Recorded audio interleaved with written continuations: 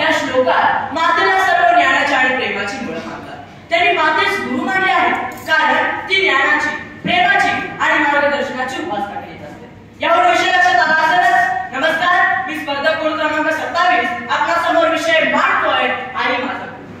प्रभू रामचंद्राला घडवणारी माता कौशल्या, आदर्श पुत्र आणि आदर्श राजा छत्रपती शिवाजी महाराजांना घडवणारी राजमाता राष्ट्रमाता जिजाऊ आणि माझ्यासारख्या 6.5 वर्षाच्या मुलाला ज्याला ना लिहिता येत होतं ना वाचता येत होतं अशा आईच्या मुलाला वक्तृत्वाचे धडे देणारी माझी प्रथम गुरु म्हणजेच माझी आई.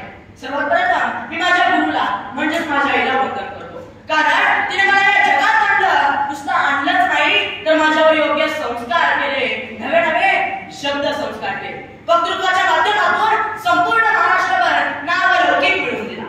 वक्तृत्वाबरोबर अभिनयाचे धडे देखील मला माझ्या आईकडूनच मिळाले आणि याच्याच जोरावर मी माझी ओळख बाल सिने अभिनेता म्हणून निर्माण करू शकतो. मला सांगताना अतिशय गर्व वाटलं. आई माझा गुरु असं म्हणलं की माझ्या इथे चेहरा आपसुकच माझ्या डोळ्यासमोर येतो. तिने माझ्यातील गुण वयाच्या 4थ्या वर्षीच ओळखला होता. एका गुरुप्रमाणे तिने मला चालायला बोलायला शिकवलंच, परंतु आपले विचार मांडण्याचं कौशल्य तिने मला दिलं. न वाचता न लिहिता येणाऱ्या अशा तिच्या मुलाला ती मांडीवर घेऊन छत्रपती शिवाजी महाराज, डॉक्टर बाबासाहेब आंबेडकर, साने गुरुजी, लोकमान्य टिळक अशा महान लोकांच्या कथा तिने मला गोष्टी रूपी सांगितल्या. नुसत्या सांगितल्याच नाहीत तर त्या बदलून पण म्हटल्या. रात्र म्हणजे नाही की दिवस माझा गुरु सतत माझे ज्ञान भंडार भरण्यासाठी मदत करत असतो. अहो, वयाच्या 7व्या वर्षी मुखमोर्चामध्ये यायला लागतंय याची आम्ही देणारा त्या निरागस मुलग्याचा चेहरा आठवले हो, तो मीच होतो. वयाच्या 7व्या वर्षी मला वाटते सरासरी पहिलीचं वय म्हैसाळ येथे स्त्री भ्रूण हत्येचं प्रकरण गाजत होतं. टीव्हीवर लाईव्ह बातम्या सुरू होत्या. तेव्हा मी सहजच माझ्या आईला विचारलं, आई हे काय आहे ग?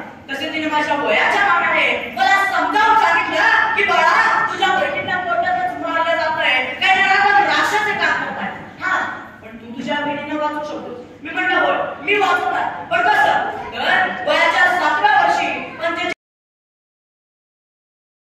साहेब यांच्या मदतीने बेटी बचाओ बेटी पढाओ ही जनजागृती मी माझ्या गुरुआईच्या मार्गदर्शनाखाली पूर्ण केली. आणि याचे संदर्भ मला लोकमत, पुढारी आणि सकाळ या वृत्तपत्रामध्ये पाहायला मिळते.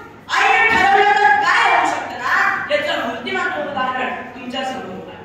आई माझा गुरु या विषयावर बोलायला माझ्याजवळ 10 वर्षाची उदाहरण आहे, जी मी स्वतः अनुभवले. आईच्या मार्गदर्शनाखाली तसेच आईच्या शब्द जर आपण ऐकला तर आपणही छत्रपती शिवाजी महाराजांसारखे प्रतिभावान आदर्श पुत्र आणि आदर्श व्यक्ती बनू शकतो. यात दिली मात्र शंका नाही. जसं वय वाढत गेलं तसं मी माझ्या गुरुआईच्या मार्गदर्शनाखाली अवयवदान याविषयी जनजागृती मोहीम सुरू केली. जवळजवळ 5,000 अधिक लोकांनी माझ्या जनजागृतीच्या माध्यमातून फॉर्म भरले.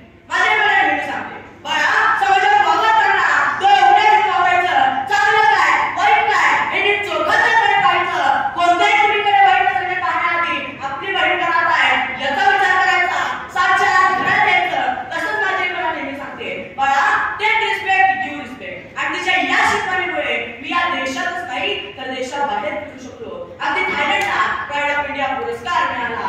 आतापर्यंत मला माझ्या गुरुआईच्या मार्गावर चालल्यामुळे 500हून अधिक ठिकाणी व्याख्यान करता आली आणि 750हून अधिक राज्यस्तरीय पुरस्कार मिळाले. आणि याचं सर्व श्रेय माझ्या गुरुला पर्यायाने माझ्या आईला देऊ शकतो. शेवटी जाता जाता एवढेच म्हणे, आई तुझ्या मुलती वाणी साऱ्या जगात मुलती नाही. अनमोल जन्म दिला गाई तुझे उपकार फिटणार नाही. अनमोल जन्म दिला गाई तुझे